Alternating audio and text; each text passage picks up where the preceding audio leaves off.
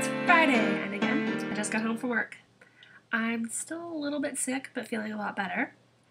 Chelsea, you really need to get reading. I hope that you can fly through those books. You need to find time.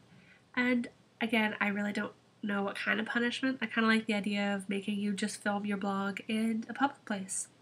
Because that's pretty punishing. I know. That I wouldn't be able to do that, I don't think. As to your question about books and movies, I would like to read the book first, then see the movie, but sometimes that's just not possible. And sometimes you just don't even have an idea, or at least I never had an idea, that a movie is a book or a certain book's been made into a movie. So I kind of do whatever, but I would like to read the book first. Stella, still miss you. Hope you're back soon. According to Facebook, I think you're back because I see pictures posted up and there's a little bit of activity and you are heading back to Brooklyn.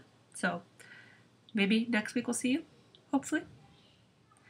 Book I just finished reading, definitely dead. Just tag her. That was very interesting when Sookie and Quinn kind of got together. The story of this book is Sookie has to go down to New Orleans because her cousin died. Hadley or however you say her name. Her cousin died and she happened to have been a vampire, and the Queen of Louisiana was courting Sookie's cousin, and Sookie had to go down and clean out the apartment, and as always, she always finds trouble because she got attacked a few times. There's some really good fights that go on in this book. Very graphic. This one was much less sexual than the last one, so I enjoyed that part. That it's not focused all on sex, it's kind of focused more on action this week. So that's what I prefer, a bit more action, less of the details on the sex stuff. We really don't all need to read about vampire porn. But going through this book, it is very descriptive about how people look, and Quinn sounds like he'd be a very interesting person to see. I've never watched a True Blood series, so I have no idea what any of the characters look like, but I picture him as pretty good looking. Mind you, I picture all the shapeshifters and vampires as pretty good looking. Also in this book, Sookie finds out the real reason Bill was sent to Bon Temps to find Sookie, and that's just heartbreaking. She's so sad, so torn up about it. It makes me sad.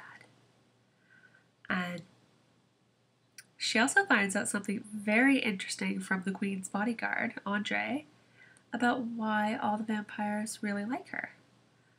I'm not going to spoil that bit as to why, because I want you guys to read these books, if you can, because they're very well written, and I thoroughly enjoy them.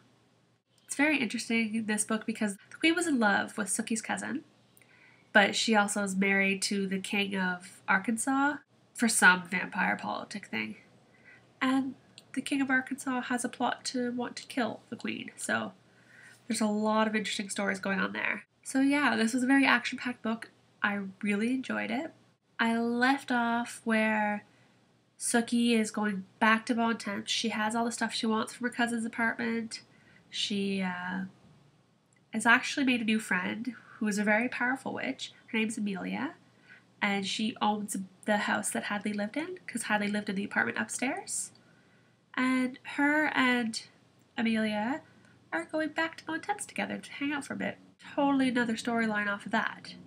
But I could go on forever talking about these books, but I just like saying the basic plot, and I don't want to give too much away because I still have a problem with thinking what's too much, what's not enough. So hopefully I've said enough, not too much. Girls, I hope you have a fabulous weekend. And Chelsea, I'll see you on Monday.